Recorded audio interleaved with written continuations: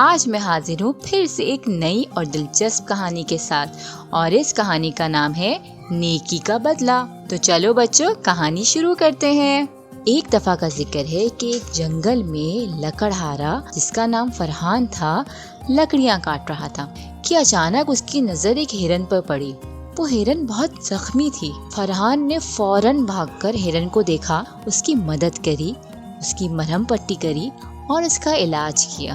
ہرن نے فرحان کا شکریہ ادا کیا اور اس کو بتایا کہ وہ کوئی معمولی ہرن نہیں ہے، بلکہ وہ ایک شہزادہ ہے جو کہ جادو کی وجہ سے ہرن بن گیا ہے۔ یوں شہزادے کی اور فرحان کی بہت اچھی دوستی ہو گئی۔ شہزادہ ہرن نے فرحان کو 3 جادوئی خواہشات دینے کا وعدہ کیا۔ فرحان نے ان خواہشات کا استعمال کر کے اپنے گاؤں کی حالات بہتر کرنے کا ارادہ کیا، اور اس نے ایسا ہی کیا۔ اس نے پہلی خواہش سے گاؤں کے لوگوں کی غربت ختم کی، اور دوسری خواہش سے گاؤں کے لوگوں کی بیماریاں دور کری، جبکہ تیسری خواہش سے فرحان نے گاؤں میں ہمیشہ امن قائم کر دیا۔